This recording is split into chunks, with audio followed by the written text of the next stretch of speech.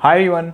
भाई electric vehicles में और हाइब्रिड व्हीकल्स में अगर हम बात करें गवर्नमेंट सपोर्ट की, तो गवर्नमेंट के सपोर्ट करने के काफ़ी सारे तरीके हैं। कुछ टैक्स बेनिफिट्स मिल जाते हैं और कुछ सब्सिडीज मिल जाती हैं, और बाकी स्टेट लेवल पे रजिस्ट्रेशन फीस कम हो जाती है, मोटर व्हीकल टैक्स माफ हो जाता है, ये सारी चीज़ें हैं। अब जीएसटी में जो बेनिफिट मिलता है उसकी मैंने ऑलरेडी एक वीडियो बना रखी है यहाँ पे, उसमें मैंने टैक्सेशन, जीएसटी सब कुछ एक्सप्लेन कर रखा है, आप चाहो तो वो देख सकते हो। अगर मैं सब्सिडी की बात करूँ तो सब्सिडीज की भी मैंने सीरीज में एक वीडियो ऑलरेडी बना के रखी हुई है, ये वीडियो भी आपको चैनल पे मिल जाएगी। आज की इस वीडियो के अंदर मैं बात करूंगा इनकम टैक्स बेनिफिट्स की। इस वीडियो के अंदर मैं आपके सारे डाउट्स क्लियर कर दूंगा कि कौन सी गाड़ियों पे टैक्स बेनिफिट मिलता है, कितना मिलता है, नई पे मिलता है, पुरानी पे मिलता है, लीज पे मिलता है, खरीदने पे मिलता है, क्या लिमिटेशंस हैं, क्या रिस्ट्रिक्शंस हैं, कब कब मिलेगा, कितने सालों तक मिलेगा, 4 व्हीलर पे मिलेगा, 2 व्हीलर पे मिलेगा, कौन से सालों के लिए वैलिड है, कितनी गाड़ियों पे मिल सकता है, एंड फाइनली मैं पूरी एक्चुअल रियल लाइफ कैलकुलेशन दिखाऊंगा आपको प्रैक्टिकली, जिससे आप खुद पूरा अंदाज़ा लगा पाएंगे कि आपको एग्जैक्टली कितना बेनिफिट कितने पीरियड में मिलेगा। सो इस वीडियो के अंदर प्लीज़ बिल्कुल एंड तक बने रहना। और हाँ, ये सब्सिडीज़ की तरह नहीं है जो स्टेट स्पेसिफिक होगी। This is income tax act, this is applicable pan India, सारी स्टेट्स के लिए। काफ़ी सारे लोग हैं जो मेरे से बहुत रिक्वेस्ट करते हैं कि मैं इंग्लिश सबटाइटल्स डालूं। काफ़ी सारी शायद मेरी साउथ इंडियन ऑडियंस भी है। मेरे को ऑलरेडी वीडियो बनाने में, प्रोड्यूस करने में, सब कुछ करने में बहुत टाइम लग जाता है। उसके बाद पूरी उसको स्क्रिप्ट को लिखना और इंग्लिश ट्रांसलेशन डालना, वो थोड़ा और ज़्यादा टाइम कंज्यूमिंग होगा। तो मैं इस वीडियो के अंदर क्या कोशिश करूँगा कि मैं इंग्लिश में ही बोलूँगा और मैं हिंदी में ही बोलूँगा, so that this video can cater to both the audience. इस वीडियो के किसी भी पोर्शन को प्लीज़ स्किप मत करना, क्योंकि इसके अंदर मैं काफ़ी ज़्यादा माइनर न्यूएंसेस दिखाने वाला हूँ, और मैं सिर्फ समझाने नहीं वाला हूँ आप लोगों को कि कौन सा प्रोविजन है, क्या बेनिफिट है। मैं actual live income tax act आप लोगों के सामने निकाल के प्रोविजन बाय प्रोविजन सारी चीज़ें समझाऊंगा आप लोगों के सामने। तो चलो फिर ऐसा करते हैं, आप लोगों को मैं सीधा एक्ट के पास लेके चलता हूँ, so that all of you can walk around the entire act with me. तो मैं एक बार अपनी कंप्यूटर स्क्रीन शेयर कर देता हूँ, एंड मैं जैसे जैसे जो चीज़ें इसमें दिखाता रहूँगा वो यहाँ डिस्प्ले में आपको दिखती रहेंगी। सो सबसे पहले चीज़ ये है कि एक्ट तक पहुँचे कैसे हैं।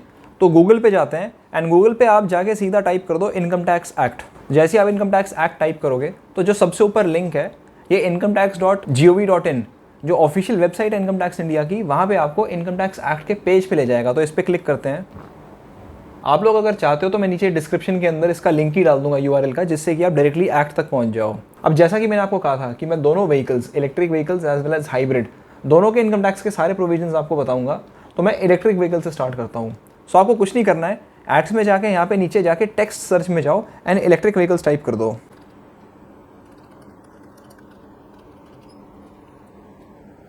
तो इलेक्ट्रिक व्हीकल जैसे ही आप सर्च में डालोगे तो आपको सारे के सारे रेलेवेंट प्रोविजंस मिल जाएंगे which deal with electric vehicle. अब जैसा कि आप देख सकते हैं कि इलेक्ट्रिक व्हीकल डालते ही सिर्फ एक सेक्शन है 80 जो सामने आता है। सो बेसिकली इलेक्ट्रिक व्हीकल से रिलेटेड पूरे इनकम टैक्स एक्ट में एक प्रोविजन है। प्रोविजन क्या कहता है? Deduction in respect of purchase of electric vehicle. तो पहले सवाल का तो जवाब आपको मिल गया कि परचेज ऑफ इलेक्ट्रिक व्हीकल पे आपको कुछ डिडक्शन मिलेगी। अगर आप कोई गाड़ी रेंट पे या लीज पे लेते हो कोई इलेक्ट्रिक व्हीकल, तो आपको इनकम टैक्स की तरफ से कोई बेनिफिट नहीं मिलेगा। चलो अब इस पे 80 पे क्लिक करते हैं।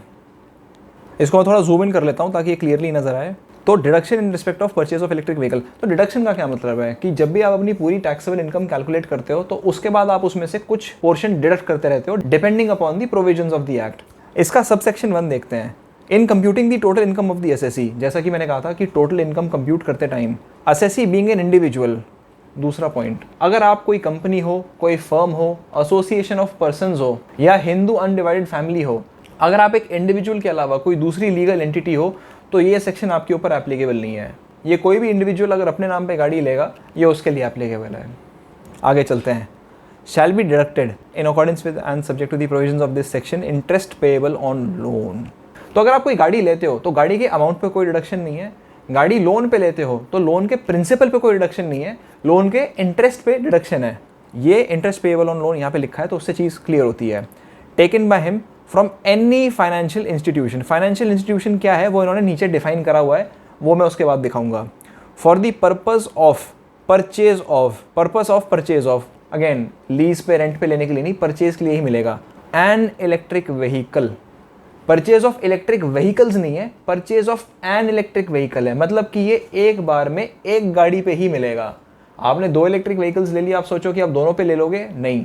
दोनों में से किसी एक पे लोन लिया है तो जिस पे लोन लिया है उस एक पे आप ले सकते हो। 2 गाड़ियां हैं बिना लोन के लिए, दोनों पे नहीं ले सकते। 2 गाड़ियां हैं दोनों लोन पे लिए, दोनों में से किसी एक पे ले सकते हो। चलते हैं सबसेक्शन 2 पे। The deduction under subsection 1 shall not exceed 1,50,000 rupees. आपका चाहे सालाना इंटरेस्ट 3 लाख, 4 लाख, 5 लाख, 1,50,000 जो मर्जी हो, 1.5 लाख से ऊपर नहीं हो सकता। मतलब कि जितना इंटरेस्ट है उतना डिडक्शन होगा, subject to the ceiling limit of 1.5 lakh. मैं सारी कैलकुलेशन बताऊंगा, उसमें आपको पूरी चीज़ें क्लियर हो जाएंगी। And shall be allowed in computing the total income of the individual for the assessment year beginning on the first day of April 2020 and subsequent assessment years. Assessment year beginning 1 अप्रैल 2020। तो assessment year क्या होता है? Basically इस साल मैं कोई income कमा रहा हूँ, अगले साल मैं उसकी रिटर्न भरूंगा और वो इनकम अगले साल असेस होएगी। तो अगर असेसमेंट ईयर 1 डे ऑफ अप्रैल 2020 है, यानी कि फाइनेंशियल ईयर होगा 1 अप्रैल 2019 से लेके 31 मार्च 2020। इसको प्रीवियस ईयर भी बोलते हैं। ये वो वाला ईयर है जिसके अंदर आप लोन लोगे, एंड असेसमेंट ईयर 1 अप्रैल 2020 से आपको वो इनकम टैक्स का बेनिफिट मिलेगा। और उसके आगे जो सब्सिक्वेंट ईयर्स लिखा हुआ है, उसका मतलब ये है कि डिडक्शन मुझे सब्सिक्वेंट ईयर्स तक के लिए मिलती ही रहेगी। कौन से साल तक मिलती रहेगी उस पर कोई लिमिट नहीं है। बेसिकली जब तक लोन चलता रहेगा तब तक मैं डिडक्शन लेता रहूँगा। चलते हैं थर्ड सबसेक्शन पे। The deduction shall be subject to the condition that the loan has been sanctioned by the financial institution during the period beginning on the 1 day of April 2019 and 31 day of March 2023। जैसा कि मैंने कहा था कि 1 अप्रैल 2019 के बाद से आपने लोन लिया है तो उस इंटरेस्ट की डिडक्शन आप ले सकते हो, क्योंकि असेसमेंट ईयर 1 अप्रैल 2020 था। लेकिन ये इंडेफिनिटली अवेलेबल नहीं है, ये 31 मार्च 2023 तक अगर आप लोन लोगे तो ही एप्लीकेबल है। So you have only 6 to 6.5 months to avail this. If you take a loan after 31st of March 2023, this section will not be applicable.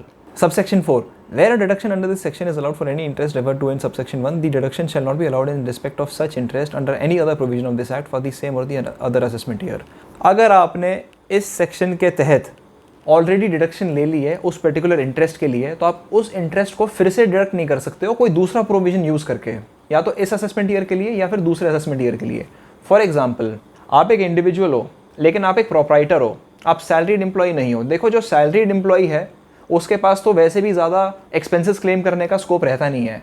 वो तो अगर कार लेगा तो वो 80 EEB में अपना इंटरेस्ट डिडक्शन लेके चला जाएगा। अब जो बिजनेसमैन है वो अगर लोन लेते हैं तो वो लोन के इंटरेस्ट को अपने एक्सपेंडिचर में दिखाते रहते हैं। कार का जो अमाउंट होता है वो कैपिटलाइज हो जाता है और जो इंटरेस्ट एक्सपेंस है वो रेवेन्यू एक्सपेंस बन के निकलता रहता है। सो बेसिकली अगर आप 1.5 लाख रुपए का इंटरेस्ट दे रहे हो लोन के ऊपर, so you can not take deduction under 80 EEB as well as claim that as a revenue expenditure. कोई दूसरे प्रोविजन के अंदर आप उसको एज अ बिजनेस एक्सपेंस नहीं दिखा सकते, या तो वहाँ दिखा लो या यहाँ दिखा लो। इसका ये मीनिंग है। सो ये चारों के चारों सब सेक्शंस हमें सारी की सारी लिमिटेशंस बता देते हैं। अब चलते हैं सब सेक्शन 5 पे। सब सेक्शन 5 आपको डेफिनेशन बताता है। इसका क्लॉज ए बताता है that what is an electric vehicle, clause B बताता है कि what is a financial institution. Electric vehicle की डेफिनेशन देख लेते हैं। Electric vehicle means a vehicle which is powered exclusively by an electric motor. मतलब कि इसके अंदर कोई इंजन नहीं होना चाहिए, एक्सक्लूसिवली इलेक्ट्रिक मोटर होनी चाहिए, whose traction energy is supplied exclusively by traction battery. Exclusively traction battery, exclusive motor, basically hybrid गाड़ियाँ आउट हैं इसमें। It does not cater to hybrid vehicles, it caters to only electric vehicles, pure electric vehicles installed in the vehicle and has such electric regenerative braking system which during braking provides for the conversion of vehicle kinetic energy into electrical energy। Basically electric vehicles के लिए, hybrid के लिए या फिर mild hybrid, strong hybrid, कुछ भी cover नहीं होता है इसमें। अब सवाल ये है कि ये सिर्फ 4 व्हीलर्स के लिए है कि 2 व्हीलर्स के लिए है। इसमें इलेक्ट्रिक व्हीकल की तो डेफिनेशन दे रखी है बट व्हीकल की डेफिनेशन नहीं दे रखी। इंडिया में कोई भी अगर एक्ट हो जिसकी डेफिनेशन कहीं भी नहीं दे रखी, तो वो चीज़ अगर कहीं और डिफाइंड है तो आप वो वाली डेफिनेशन कंसिडर करोगे। So in case of vehicle you will check out the definition of vehicle from the motor vehicles act. तो एक बार मोटर व्हीकल्स एक्ट पे चलते हैं।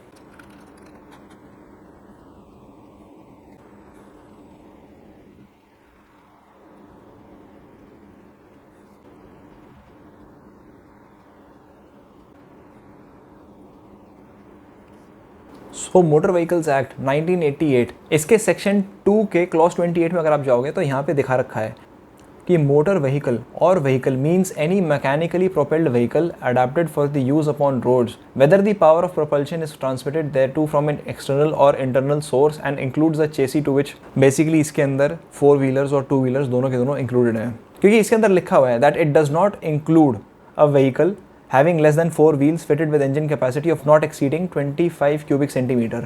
बेसिकली अगर कोई ऐसा व्हीकल है जिसमें 4 से कम पहिए हैं और इंजन क्यूबिक कैपेसिटी 25 cc से कम है तो वो व्हीकल में कंसिडर नहीं होगा। अदरवाइज होगा। तो अगर कोई 2 व्हीलर है या 3 व्हीलर है जिसका इंजन 25 सीसी से ज़्यादा है, वो व्हीकल की कैटेगरी में आता है। सो इसका मतलब ये कि जो हमारे नॉर्मल स्कूटर्स हैं वो व्हीकल की कैटेगरी में आते हैं। और इनकम टैक्स एक्ट जो है इसमें भी इन्होंने कुछ ऐसा एक्सक्लूसिवली दे नहीं रखा कि ये 2 व्हीलर के लिए या 4 व्हीलर के लिए है। सो बेसिकली आप ये मान के चल सकते हो that this is applicable to electric motor cars as well as electric scooters and electric bikes. चलते हैं क्लॉज बी पे। फाइनेंशियल इंस्टीट्यूशन का क्या मतलब है? It means a banking company to which the Banking Regulation Act applies, or any bank or banking institution, any deposit taking non-banking financial company। देखो ज़्यादा अंदर मत घुसो, सिंपल सी बात है कि जो भी बैंक्स हैं जो नॉर्मल कार लोन्स देते हैं वो सारे के सारे बैंक्स इसमें कवर्ड हैं। अब बात करते हैं कि क्या ये सिर्फ नई गाड़ी की परचेज़ के लिए है, पुरानी गाड़ी की परचेज़ के लिए भी एप्लीकेबल है। देखो सेक्शन के अंदर तो ऐसा लिखा नहीं है कि for the purpose of purchase of a new electric vehicle या old electric vehicle. So basically आप एक सेकेंड हैंड इलेक्ट्रिक व्हीकल भी अगर लेते हो तो भी आप उसमें इसका बेनिफिट ले सकते हो, क्योंकि इसमें न्यू वर्ड कहीं पे यूज़ नहीं है। सिमिलरली काफ़ी सारे लोगों के डाउट ये भी हो सकते हैं कि अगर कोई ATC में डिडक्शन ले रहा है, कोई हाउसिंग लोन का डिडक्शन ले रहा है, तो क्या वो ये ले सकते हैं? देखो ये एक्सक्लूसिव है, it has nothing to do with any other deduction that you are taking. इसमें सिर्फ ये लिमिटेशन है कि वो इंटरेस्ट जो आप इस सेक्शन में डिडक्शन ऑलरेडी ले रहे हो जिसकी, उसको आप कहीं और दूसरे प्रोविजन में डिडक्ट नहीं कर सकते हो। उसके अलावा अगर आप कोई और डिडक्शन किसी और चीज़ के लिए किसी दूसरे सेक्शन में ले रहे हो तो वो आप ले सकते हो, उसका इससे कोई रिलेशन नहीं है। अब बात करते हैं कि इससे आपको कितना फ़ायदा होगा। तो ज़रा कार लोन कैलकुलेटर पे चलते हैं। तो यहाँ मैं आ गया हूँ एक्सिस बैंक की वेबसाइट पे, जिसके ऊपर की कार लोन EMI कैलकुलेटर है। इसमें लोन अमाउंट, इंटरेस्ट रेट और टेन्योर आपको 3 चीज़ें भरनी है। ये आपको सारा कुछ बता देगा कि कितना प्रिंसिपल अमाउंट आप दे रहे हो हर साल, कितना इंटरेस्ट अमाउंट दे रहे हो। तो as on date presently car loan interest rate कितना है, एक बार वो देख लेते हैं। तो उसके लिए SBI की वेबसाइट पे जाके देख लेते हैं कि फ़िलहाल स्टैंडर्ड कार लोन रेट क्या चल रहा है। देखो SBI green car loan for electric cars, electric cars के लिए लोन है 7.95 से 8.3%, वेरिएबल है। हम 8% ले लेते हैं, ठीक है, ओके। तो इंटरेस्ट रेट हो गया हमारा 8%। टेन्योर, यूजली लोग 5 साल का टेन्योर लेते हैं, 5 साल।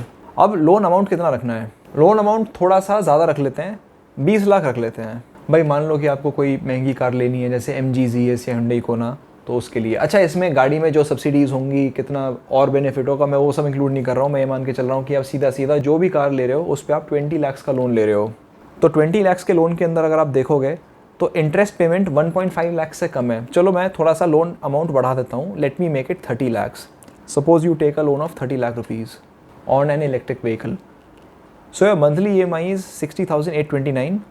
The total principal amount is 30 lakhs, on which you pay an interest of 6,49,751, and the total amount payable over a period of 5 years is 36,49,751. पूरे 5 साल में आप इतना इंटरेस्ट दे रहे हो, लेकिन हम हर साल कितना प्रिंसिपल और कितना इंटरेस्ट दे रहे हैं based on the EMI of 60,829। हम इसका ब्रेकअप देख लेते हैं। एमोर्टाइजेशन शेड्यूल यही बताता है कि हर साल आप कितना कितना पे कर रहे हो। So basically on the first year the interest that you pay is 2,21,630 rupees. The principal is 5,08,000. So out of this interest of 2,21,630, आपको डिडक्शन कितने की मिल रही है? 1.5 लाख की। सो पहले साल में डिडक्शन मिलती है 1.5 लाख की। कैलकुलेट कर लेते हैं, 1,50,000. In the second year you pay an interest of 1,79,440 and the principal payment is 5,50,511, but the deduction limit is 1.5 lakh. तो दूसरे साल भी 1.5 लाख हो गए। तीसरे साल आप करते हो इंटरेस्ट पेमेंट 1,33,747, 1.5 लाख से कम है। Basically, the interest gets deducted up to a limit of 1.5 lakhs. Since this is less than 1.5 lakhs, तो deduction इतना ही होगा। फोर्थ ईयर में 84,000 एंड फिफ्थ ईयर में 30,671. Using the provision of 80EEB, you can get a deduction of 5,48,681 for 5 years, which is equivalent to the tenure of the loan. तो आपको ये फ़ायदा मिलता है। नाउ सपोज आप मैक्सिमम टैक्स ब्रैकेट कैटेगरी में हो, आपकी इनकम 10 लाख से ऊपर है और आप 30% टैक्स पे करते हो। मैं सरचार्ज ये सब सेस ये हटा देता हूँ, नॉर्मल सिंपल 30% लेके चलता हूँ फॉर सिंप्लीफिकेशन ऑफ कैलकुलेशन। सो 1.5 लाख अगर आप डिडक्ट कर रहे हो तो उसके ऊपर 30% जो आप टैक्स देते आपका वो कम हो रहा है, 1,50,000 × 2.3। सो आपको 45,000 रुपीज़ ऑफ टैक्स का बेनिफिट हो रहा है उस साल में जिस साल आप डिडक्शन 1.5 लाख रुपये की ले रहे हो। आई होप कि इस कैलकुलेशन से आपको पूरा क्लियर हो गया हो कि हर साल आप कितने तक की डिडक्शन ले सकते हो, टोटल पूरे 5 सालों के अंदर आपको कितनी डिडक्शन मिलेगी एंड आपको टैक्स बेनिफिट कितना होगा। एक और एग्जांपल ले लेता हूँ। चलो अगर आप लोन लेते हो सिर्फ 10 लाख रुपए का, लेकिन ये लोन आप लेते हो 7 साल के लिए, पहले साल में 75,987 आप इंटरेस्ट दे रहे हो, पूरा का पूरा डिडक्ट हो जाएगा because it is less than 1,50,000। Similarly all the interest rate तो हर साल घटता रहता है, तो हर साल आपको जितना इंटरेस्ट है उतने का ही डिडक्शन मिलता रहेगा। And over the period of 7 years you would have paid N interest of 3,09,242। तो आपका ये पूरा का पूरा 3,09,242 रुपये डिडक्ट हो जाएगा ओवर 7 years। आप 7 साल तक रिटर्न भरते रहोगे, आप हर साल उतनी डिडक्शन लेते रहोगे, तो टोटल आप इतना डिडक्शन ले चुके होंगे। ये थे income tax provision for electric vehicle. अब हाइब्रिड व्हीकल पे चलते हैं। जैसे इलेक्ट्रिक व्हीकल हमने सर्च करा था वैसे ही हाइब्रिड सर्च कर लेते हैं। No results found. So basically फ़िलहाल हाइब्रिड व्हीकल के लिए अलग से कोई इनकम टैक्स प्रोविजन नहीं है, ना ही कोई इनकम टैक्स बेनिफिट है। जो भी बेनिफिट है वो सिर्फ इलेक्ट्रिक व्हीकल के लिए है। आगे चल के हो सकता है कि गवर्नमेंट कोई पॉलिसी निकाले या कोई एक्ट निकाल दे या कोई सेक्शन निकाल दे हाइब्रिड व्हीकल्स के लिए, बट एज ऑन डेट फिलहाल कुछ भी नहीं है। काफ़ी सारे लोग होंगे जिन्हें शायद इस प्रोविज़न के बारे में ना पता हो। कुछ लोग हो सकता है कि सोच रहे हो कि हम नई गाड़ी लेंगे लेकिन अगले साल के नए फाइनेंशियल ईयर में लेंगे, तो जिन्हें इस प्रोविज़न का आइडिया नहीं होता वो ये छोटा सा घाटा भुगत सकते थे, जो कि विद इन 6.5 months अगर आप कार ले लोगे तो आपको लोन के इंटरेस्ट पे कुछ बेनिफिट मिल सकता है। इसलिए मुझे लगा कि ये इंपॉर्टेंट चीज़ है और इसकी वीडियो मैं जल्दी बना लेता हूँ, ताकि अगर किसी ने सोच रखा है कि उसको इलेक्ट्रिक व्हीकल चाहिए ही चाहिए तो वो अननेसेसरी डिले की वजह से ये लॉस ना खा बैठे। बाकी मैं अभी भी ये कह रहा हूँ कि इट इज़ नॉट नेसेसरी कि प्रोविज़न यही रहेगा। हो सकता है कि 31 मार्च 2023 की जगह 24-25 हो जाए, बाद में एक्सटेंड हो जाए, इसमें कुछ अमेंडमेंट आ जाए या फिर लिमिट बढ़ जाए। लेकिन लिमिट बढ़ सकती है तो घट भी सकती है, और टेन्योर बढ़ भी सकता है और शायद ना भी बढ़े, वो गवर्नमेंट के ऊपर है। आई होप आप लोगों को ये प्रोविज़न काफ़ी अच्छे से समझ में आ गया होगा। अगर अभी भी कुछ डाउट हो तो आप नीचे कमेंट बॉक्स में पोस्ट कर सकते हैं। और कोई भी अगर आपका friend, relative, acquaintance electric vehicle लेने की सोच रहा है या इलेक्ट्रिक व्हीकल्स के बारे में थोड़ी सी और इन्फॉर्मेशन लेना चाहता है, तो आप ये वीडियो उनके साथ ज़रूर शेयर कर देना। क्या पता किसी को कुछ थोड़ा बहुत फ़ायदा हो जाए इसका। अभी के लिए सिर्फ इतना ही। बाय।